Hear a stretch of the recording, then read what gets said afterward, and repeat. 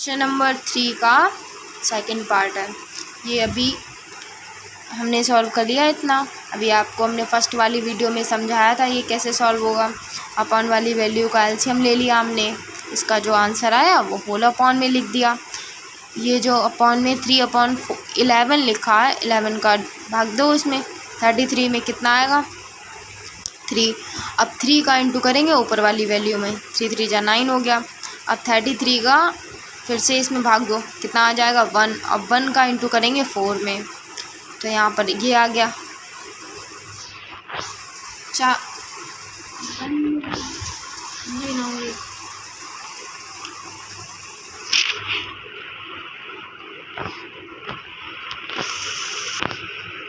अब इसका आंसर कितना आएगा 5/33। क्या आया 5/33। अब ये सॉल्व हो गया। अब ये क्वेश्चन नंबर 4। क्वेश्चन नंबर 4 क्या है, क्वेश्चन नंबर 4 देखते हैं। क्वेश्चन नंबर 4 में क्या है, मान ज्ञात कीजिए।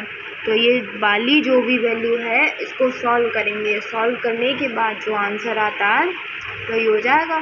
इसका मान क्या है, मान ज्ञात करिए। अब यहाँ पर 2 प्लस -11/9 और सेकंड पार्ट में क्या है -3 प्लस -2/-3।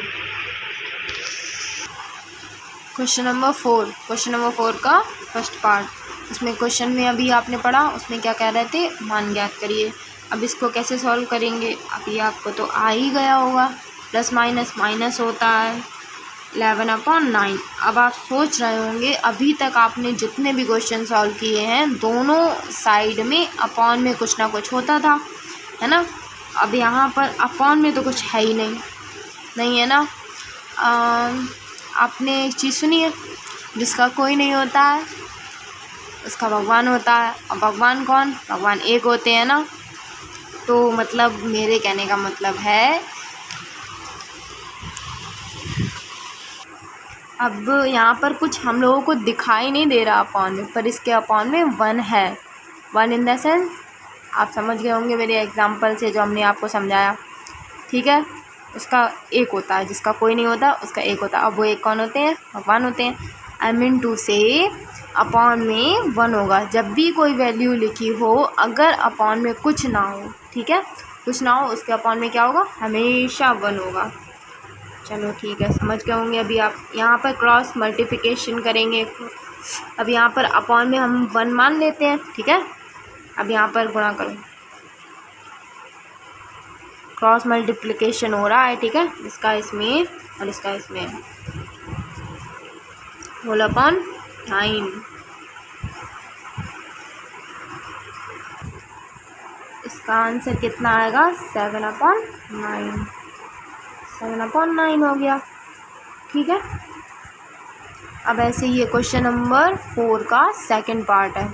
ये आप लोग खुद कर लेंगे कि हम करवाएं। अभी ये चलो हम ही करवा देते हैं। अभी हमने आप लोगों को सिखाया। अब आप ये मत कहना कभी भी अपॉन में जिसके कुछ नहीं है उसका क्या होगा मतलब सॉल्व हो ही जाता है, ठीक है। तो यहाँ पर क्या है -3, माइनस का साइन है तो ऐसे ही लिख देंगे।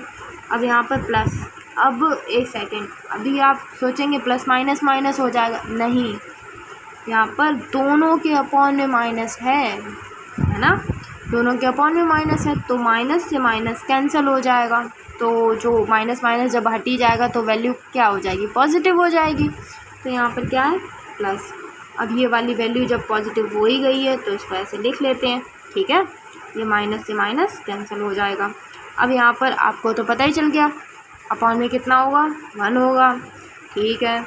और यहाँ पर इंटू कर दो इन सबका, क्रॉस मल्टीप्लिकेशन ऐसे ऐसे करके हो जाएगा, ठीक है।